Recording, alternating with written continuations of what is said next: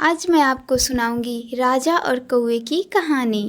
प्राचीन काल में एक बार राजा कौवा और उसकी रानी अपने कुछ सैनिकों के साथ वैशाली नगर के राजमहल से निकट से गुजरे।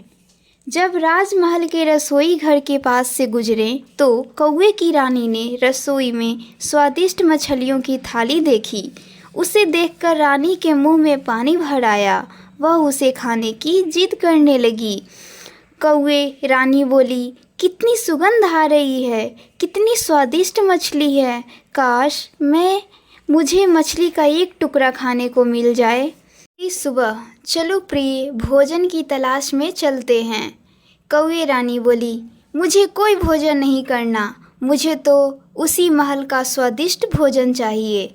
राजा कौवा सोच में पड़ गया कि कैसे रानी की इच्छा को पूरा करे। तभी उनका सेनापति कौवा वहां आ पहुंचा। क्या बात है महाराज, आप बहुत चिंतित लग रहे हैं। राजा कौवे ने सेनापति को अपनी चिंता का कारण बताया। इसमें चिंता करने की क्या बात है महाराज, मैंने रानी को स्वादिष्ट भोजन ला कर दूंगा। ध्यान से सुनो, जब रसोइया राजा का खाना लेकर जा रहा होगा तो मैं उस पर झपट्टा मारकर उसके हाथ से थाली गिरा दूंगा। उसी क्षण तुम में से 4 अपनी अपनी चोंच में मछली के टुकड़े भर लेना और अन्य 4 चावल, फिर रानी के पास उड़ जाना। जब रसोइया राजा का खाना लेकर निकला तो सेनापति ने उस पर झपट्टा मार दिया। हाँ, सेनापति की योजना सफल रही। उस दुष्ट कौवे को शीघ्र पकड़ो, अति शीघ्र। कौन बोला? राजा बोला।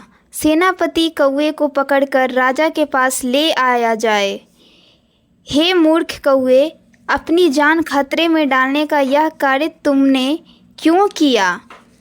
कौवे बोला, श्रीमान, आपके थाल का भोजन हमारी रानी को चाहिए था। मैंने उनको यह भोजन लाने का वचन दिया था।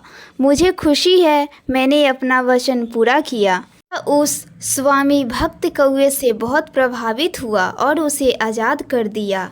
राजा बोला, आज से तुम्हें और तुम्हारे राजा रानी को मेरे खाने का अंश भेजा जाएगा।